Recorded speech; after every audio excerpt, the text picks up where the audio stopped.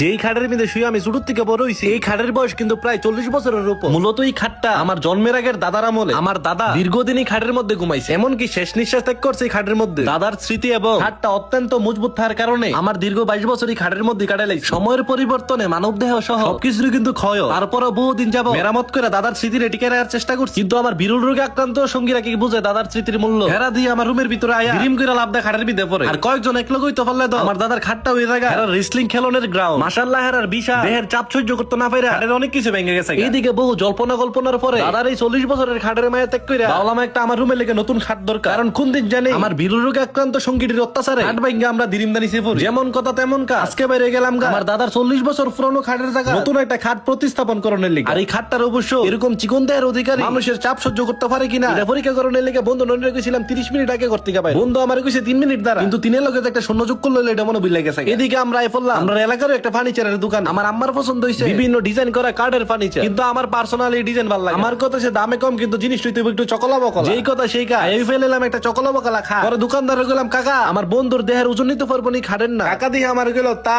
তা তা তুমি করো না কোনো চিন্তা। খাট কিন্তু আমি জীবনের প্রথম দেখলাম খাটের লোক এত সিজ্জত হয় ইকনে কোনোভাবে বোঝা যেত না বেটারা যে আমরা এসবের প্রতি কোনো এক্সপেরিয়েন্স নাই, যার কারণে টুক্কাই টাক্কায় বন্ধ হিঙ্গা দেখতেছি কাটটি ভালো আছে কিনা। আমরা গ্রাম্য ভাষায় একটা কথা আছে যে 3 লড়াই নাকি কেমন লাগাছো ভেঙ্গা থাকে। এই কারণে আমি খাটটা দেখে লারালারি করলাম, পছন্দ হয়েছে মানে এটাই শো। আর আপনারা আমার পেজটা ফলো না দিয়ে দেবেন, ভিডিওটাতে বাইরনের আগে অবশ্যই কিন্তু পেজটা ফলো দিয়ে বাইরে। এইদিকে আপনারা কি মনে করছেন খাট কিনা শেষ মানে কাম শেষ? ও না, কাম তো হবার শুরু না হইছে। বাড়ির মধ্যে আজারা খায় দিন পার কইরা খাটটা আলগি দিলাম যায় না বুঝতাছি আমার শরীরের মধ্যে যে জং ধরে গেছে। কিছু করার নাই, জগ ছুটানোর লেগে অবশ্যই কাম করতে হইব। আমার দাদার আমলের খাটটার মধ্যে সবথেকে বেশি অত্যাচারী করছে আমার বন্ধু নয়ন। এই কারণে খাট পরিবর্তন করার আগে বন্ধুরে কইছি আমার নতুন হাটের মধ্যে হামলা দানোর আগে অবশ্যই দিতে হইব কামলা। এদিকে বন্ধুর কর্মের ফল দিয়ে আমি ফিতাছি কাম করা কত যে কষ্ট, করলে কাম মাথা দিয়ে বের হই গা। তারপরে কোনো কিছু করার নাই, শান্তি মতো খাটের মধ্যে ঘুমানোর লিগা একটু তো কষ্ট করনি। যে আপনারা কোনটা কর? এই যে দেন খাটটা লইছে কাকা বাতিজা মিলা জিল্লা, কারণ আপনার বাড়ি কই কুমিল্লা। আজকের এই খাটের প্রধান ইঞ্জিনিয়ার হইছে কাকা, কিন্তু কাকার কাম দেখলাম পুরোটাই বেকার। কাহারে গেলাম কা আপনি কি এই খাটটারে আমরা যেমন যেতেছি এমনি ফিট করতে পারবে? পরে কাহা আমারে কইলো, বাতিজা তোমরা জন্মের আগের থেকে মানুষের হাট জোড়া লাগা, আমার জীবনে যে কত হাট ভাঙ্গা জোড়া লাগাইছে তার কোনো হিসাব নাই। এটার হিসাব জানতো চাইলে তোমরা কাকে রে জিগাই। আরে কাকা তো উত্তেজিত হওয়ার দরকার নেই। বুঝতে পারছি আপনার বয়স কম, রক্ত করো। আও কা আমার লগে সেটা নিয়ে আপনি করত বিয়ে করে লইতাছে। আরে বাতিজা না, এটারে বিয়া করে সোজা করতাছে। কাহা বিজ্ঞানের হিসাব মিলাই তো পারলে আপনার এই করতের হিসাবটা কেন মিলে যাম পারতাছি। আরে বেটা তুই বেশি কথা কর। কাহা এটা কিন্তু মাইন্ডে লেগে গেল।